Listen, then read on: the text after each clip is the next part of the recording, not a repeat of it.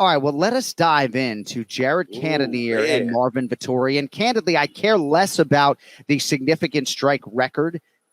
I care much more about Jared Cannonier's performance here, Kenny, at 39 years of age. Let's start with Ray because he was on hold for a few minutes. But unbelievable, this guy. When you think back to this guy as an FAA aviation specialist, training half the year, right, working for the FAA as a heavyweight out of Alaska, and then he goes to light heavyweight. Now he's one of the best middleweights in the world, and basically in a fight that was to determine whether he will ever fight for the title again, gets cracked in round one, and then turns in this historically great performance. What were your thoughts on Jared Cannonier? Yeah, absolutely blown away. 39 years old, looked better than ever. Like you say, not only a great performance, but he did get rocked, so he had to come back. And that's even, I think, the older you get, when does that wear out, right? So, I mean, what a great performance. Output off the charts, and he had to regroup. I love those fights where a guy takes the best of what the other guy has, and then he comes back and does, fantastic. And that's exactly what we saw. Great movement. I thought both corners did a great job in the fight. I'll be honest with you. I thought they were both on, and it made for a great fight. But hats off to John Crouch and Cannonier. I thought that was by far the best I've ever seen him. And maybe it's because he had, the right dance partner that was willing to, exchange with him and be able to take what he's got. Because I don't know what the heck Vettori's got in his head, but man,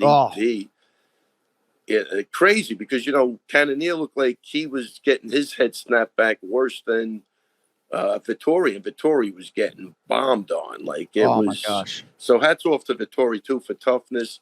I thought Dewey Cooper did a great job. I think, he not that he was listening because he was circling into the power hand and he couldn't. I think he was pleading with him to go away. I thought Dewey had that fight knocked down, but for some reason, Vettori just wasn't listening totally to what he was saying. Made perfect sense, though.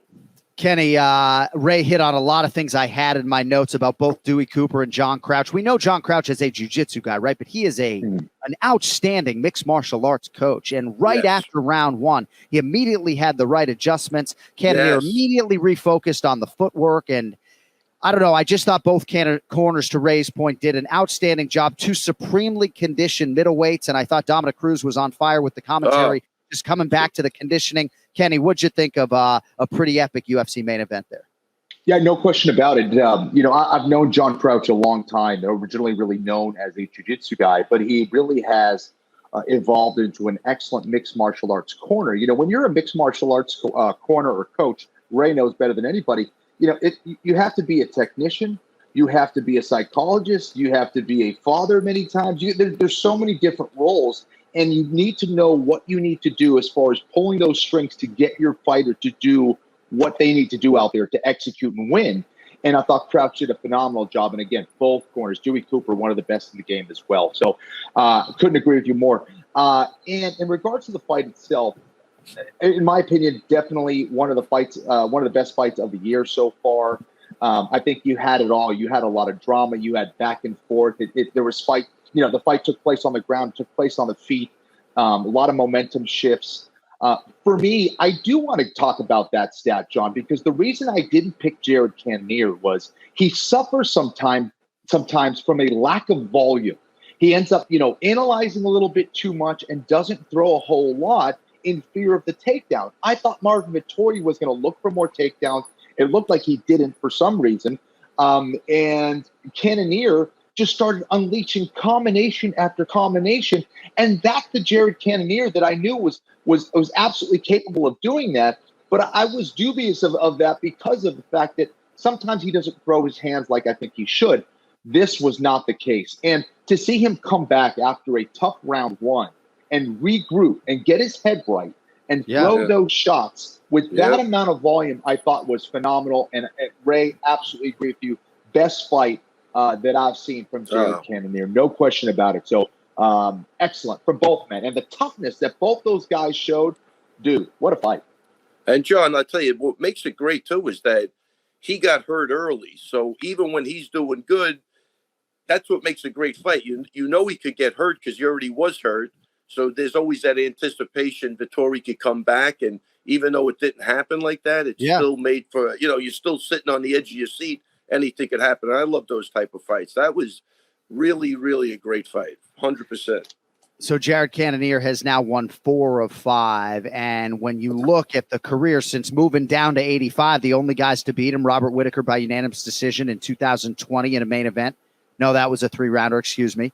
And then Israel Adesanya, obviously, for the title. And that title fight against Adesanya was 11 months ago. He's responded with wins over Sean Strickland and now against the very durable Marvin Vettori. Before we spin it forward on Jared Cannonier, how about the Italian dream Marvin Vettori, right? He's still a young man.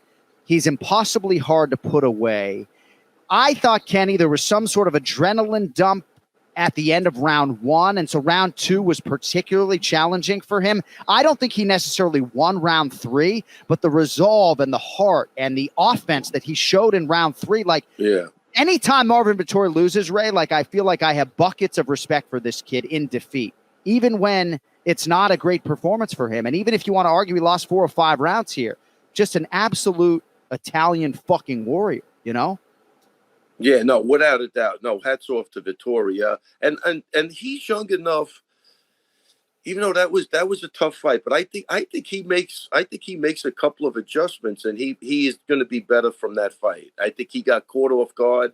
He didn't think it was going to go. I think he's with Kenny. I don't think he saw that amount of volume anywhere in any tape he studied. And Kenny, I don't know. I guess you picked Vettori, but a smart pick. So when you lose a pick like that, and the guy does something you've never seen before, there's nothing you can do about it. You know what I mean? But it's not that he didn't even do anything. He broke all records. That's a crazy performance. That is a crazy performance, man. It really was. So I would have picked Vettori. I didn't even know if I thought about the fight, but I definitely would have picked Vettori. But now we have this Cannonier who we think is going to come every time. He better show up like that every time, right? Because that's the guy we want to see.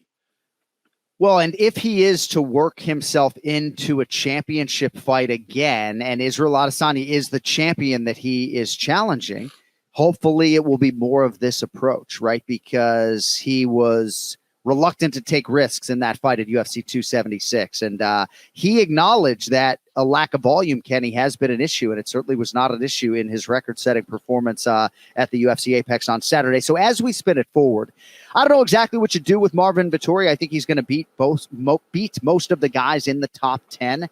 But for Jared Cannonier, he has expressed interest in maybe being the backup for Israel Adesanya's presumed next title defense the second week of September in Sydney, Australia. But we have this eliminator between Dracus du Plessis and Robert Whittaker, but it is happening about 8 weeks before that fight in Sydney. So, Kenny, I'll ask you, and then Ray, any thoughts you have on the 185-pound division, I would gladly take.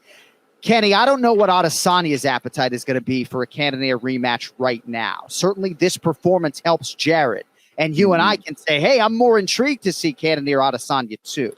But the question is, what do you think Izzy's appetite might be to take on Cannonier after what we saw Saturday night? And how realistic is it that is actually the next fight? Because I'm just not sure that's the next fight. Right. I think it certainly helped his case, right? I think that's kind of where he suffered in that Adesanya fight. He was hesitating a lot. He didn't really throw as much volume in that fight. But after having that performance in one of the best fights of the year, I think it helps his case. Will Adesanya take it? I don't know. I think he wants new blood. I think he wants to face someone new, someone different. But coming off of that knockout win over Pereira, I feel like he feels like he can tackle the world. Doesn't matter who you put in there. So, I don't know. You know what I mean? 100%, Kenny. But But Vettori, that's the guy. He's so tough, man. That was awesome. I'm agreeing with Kenny. Unfortunately, there's a couple of divisions. I think we spoke about this a week ago or whatever, but there's a wide separation between the number one challenger and the champion. In a couple of, the guy's just never going to be the champ. I forget who the hell we were talking about, but I don't think I think it was again, I'm going to go, Kenny phrased it really nicely. It helps his case, but there is no case. I don't think. I think there's a wide separation. And the reason why sometimes he was inactive is because of the weight, what Izzy's putting out. You know what I mean? There's a big difference when you're hitting a guy and nothing's coming back, but you're not going to have that luxury without Adesanya, and that's if you even can hit him.